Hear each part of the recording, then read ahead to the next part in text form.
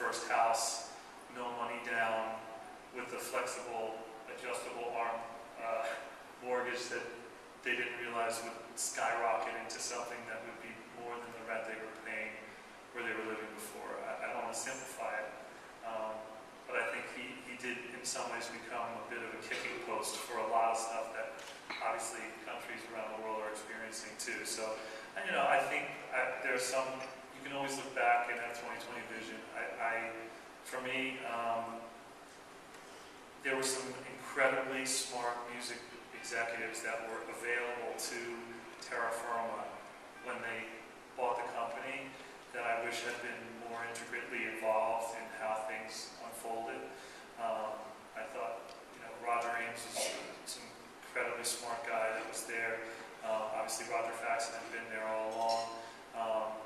Tony Wadsworth was there. You know, there's a lot of great people. There were going to be judgment calls to be made. I think one of the things that I can say, and this was not fun for me, was you go in with an artist background and they turn to you and go, okay, you see all this? You're going to cut this. And that's sort of your first order of business, and that was really, for me, personally challenging, but I learned a lot from it. And frankly, what we're seeing now, when Universal announced that they're going to be cutting, you know, $100+ million in costs, or you know, Warner and EMI and Sony, they're all changing, and they're changing for a reason. I think no one will get credit for doing some of those changes early, but I think some of the pain that a lot of the companies are going through now, EMI went through earlier, and so I wish them well. That's a great group of people. Jim brought this up earlier in his opening remarks. You know, we've got new leadership at Universal. We're going to have new leadership at Sony. You know, Warner's being sold. EMI is on the selling block. You know, I'd love your thoughts on what you think of the sale of Warner and the potential sale of EMI, and what that means for, and the regime changes, and what that means for the future of the traditional record business. I mean, look, I think that you know, there's some of the sound bites that everybody in this room has heard. You know, music will always be a part of our lives. Music consumption is up, but sales are changing, and I think that's been sort of the spirit of a lot of the discussion. My view, I mean, from a BMG perspective, it's an interesting how acquisitive the environment is.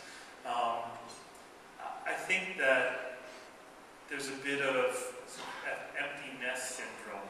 It's like you had these companies, these big families that lived in these big houses and big places that had lots of rooms for lots of people. And now, a lot of those needs have changed and either moved out of the house or not. So, do you really need, you know, 1,000 people living someplace where there were 3,000 people? And how do you convert the skill sets and the assets that you kind of don't need in that area and apply it to other things? And I think that Warner, frankly, has done a superb job. I mean, this is someone who's looked back. I think they've done a superb job at doing everything they can to be as digitally progressive as possible as a publicly traded company.